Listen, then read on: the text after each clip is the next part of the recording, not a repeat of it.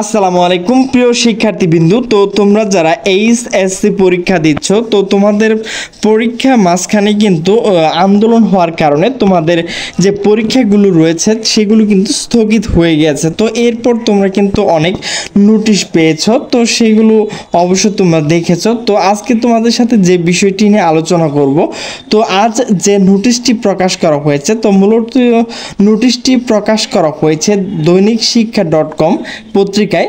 তো এখানে প্রথম শিরোনাম রয়েছে অটো পাসের দাবিতে এইচএসসি পরীক্ষার্থীদের শিক্ষা বোর্ড ঘেরাও। তো সেই বিষয় নিয়ে বিস্তারিত আলোচনা করব, তো ভিডিওটি স্কিপ না করে সম্পূর্ণ দেখতে থাকো।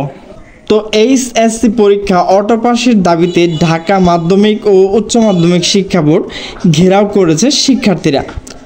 সোমবার 19শে আগস্ট দুপুর রাজধানীর বিভিন্ন কলেজে শিক্ষার্থীরা এই ঘেরাও কর্মসূচি অংশগ্রহণ নিয়েছে। তো এই প্রতিবেদন লেখার সময় তাদের ঘেরাও কর্মসূচি চলছিল। তো পরীক্ষার্থীদের দাবি 2 মাস ধরে তারা আন্দোলন করছে, অনেকেই আহত, অনেকে জেল খেটেছে। এমন পরিস্থিতিতে তারা পরীক্ষা অংশগ্রহণ নেওয়া কোনো অবস্থায় নেই। তো তারা কিন্তু একটি যুক্তিমূলক কথা বলেছে। আসলে অনেকে আন্দোলনে গিয়ে কিন্তু আহত হয়েছে, হাসপাতালে রয়েছে এবং জেলখানাও কিন্তু অনেক শিক্ষার্থী রয়েছে। এদের মধ্যে কিন্তু যারা এইচএসসি পরীক্ষা দিচ্ছে তারাও কিন্তু রয়েছে। সেই জন্য কিন্তু এই অটো পাসের দাবি করেছে শিক্ষার্থীরা।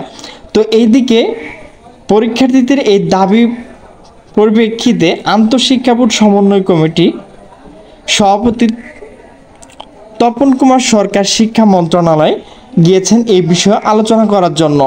তো এই বিষয়ে কি সিদ্ধান্ত আসে, তো যদি কোনো সিদ্ধান্ত আসে অবশ্যই তোমাদেরকে আপডেট জানিয়ে দেব। প্রিয় শিক্ষার্থীবৃন্দু, এই বিষয়ে যদি কোনো আপডেট নিউজ আসে তাহলে কিন্তু তোমাদের আমার এই চ্যানেলের মাধ্যমে তোমাদেরকে জানিয়ে দেব। তো সকলে সুস্থ থাকবে, ভালো থাকবে, আল্লাহ হাফেজ।